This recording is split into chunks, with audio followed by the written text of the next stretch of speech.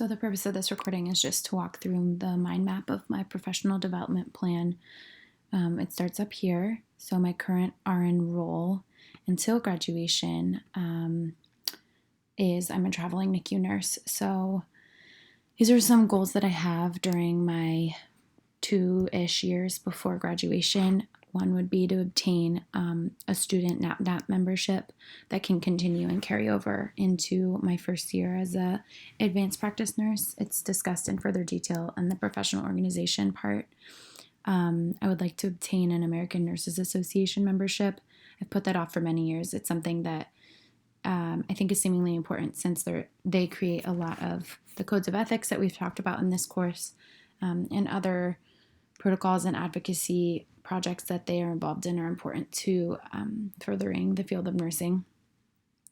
I also would like to renew my Sigma Theta Tau membership, pursue my certification within my specialty of neonatal nursing. I think it's difficult to do while I've been travel nursing. There's no reimbursement or education courses offered, so it's something that I think I would wait to do until I do take a staff position again in the next year.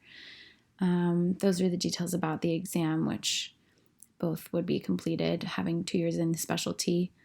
I would like to get my IBCLC, which is discussed later in this mind map as well, but it's obviously difficult to do the coursework for that and the hours needed for that while being in graduate school. So it might be something I have to do after obtaining my degree. And then specifically as now, I would like to continue travel nursing and obtain some pediatric experience outside of my NICU specialty. So I've been floating a lot to the PICU and pediatric floors within my current assignment and would like to train to NICU or pediatric transport or a PIC team, or maybe even take a position on a pediatric floor or in the PICU or even the float pool in a pediatric hospital.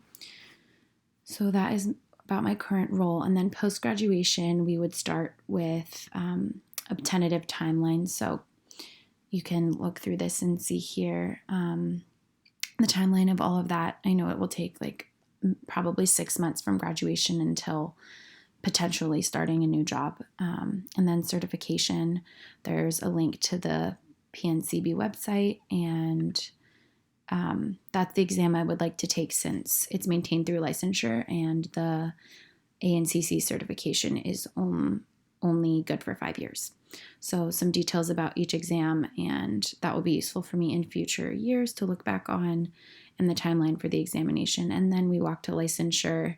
I have no idea what state I may live in since my boyfriend is in the Army. So I went through 6 or 7 states, 6 states that I might live in,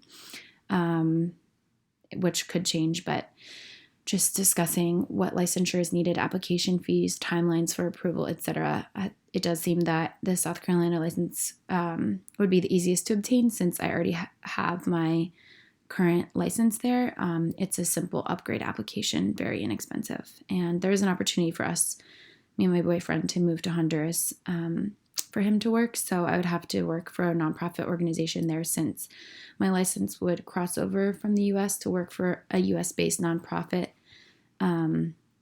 But I'm not exactly sure otherwise what that kind of work would look like. And then obviously every state has different prescriptive authorities. Since there are different practice authorities, I will have to apply for a DEA number in order to prescribe different medications. And most states do have a collaborative agreement for prescriptive authority, the one exception being Colorado, but it does have a preceptorship needed in order to gain full authority. Some of the websites were very helpful in describing, and others had less information, but most of them just require continuing education hours in pharmacology in order to maintain this prescriptive authority. And then the job search timeline kind of goes hand in hand with the post-MSN timeline, but I think I'd give myself 6 months working per diem or something at the bedside in order to job search. And not since you're not sure how long your license can take to process, and I don't even know what state I would be living in. The professional organization I would choose to join would be NAPNAP, the National Association of Pediatric Nurse Practitioners. Has really awesome things available, mostly mentorship, which I discussed in the document submitted, but the importance of that is really great in finding friends and mentors within the field on a local or state chapter, as well as going to the national conferences and being updated on the current evidence-based practice within the field, getting some continuing education credits, etc. That organization would provide some networking opportunities with chapter meetings, conferences, the resource guide on their website, and like I said, opportunities for continuing education credits.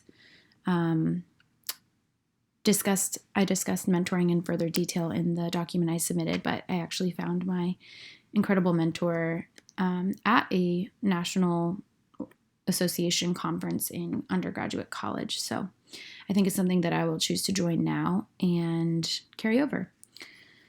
Then on to the ideas of furthering education. It's definitely something I would like to pursue in the future, my PhD. I would like to have more years of experience before thinking about that. In knowing exactly what I would like to research. I do love research. It's something that I was engaged in with my mentor, and we did publish an article in the Journal of Obstetric, Gynecological, and Neonatal Nursing in 2018, and there's the APA citation for it there. And then collaboration, obviously, mentorship goes along with that, as well as collaborating with those in different specialties in the area I'm working in.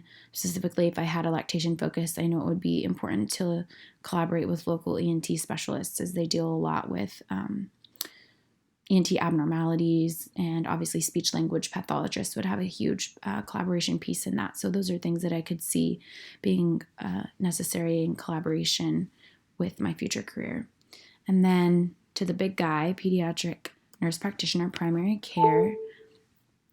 I have options. I'm not exactly sure what I want to do, especially because I don't know where I'll be living. But some options would be an inpatient step-down NICU or pediatrics floor or pediatric team within maybe one of these subspecialties. I would be really interested in a growth and development unit, looking at growth and development over the lifespan of a child. Potentially an outpatient clinic. Specifically of interest to me would be a neonatal follow-up clinic. Being able to follow patients that had been in the NICU for a long period of time. And then a third option would be a pediatrician's office. Specifically, I would love to focus on infants and newborns, since that has been my nursing experience, but would be able to provide a lactation focus, as that's something I do have a lot of experience in and research in and interest in.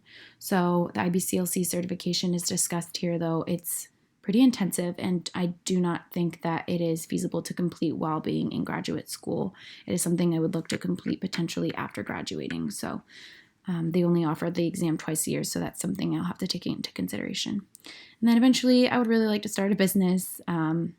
It's discussed in pretty detail in this bullet point, but I really would like to focus on helping to establish a process for discharging infants from a long-term NICU stay and being able to empower and help moms to transition back to home, having a still complex infant to take care of, and potentially other children at home. Maybe helping them find funding or support for early intervention or therapy programs, and looking into their insurance, seeing what might be covered. Take the stress off of them a little bit. Those are some ideas I have, and that is all for now.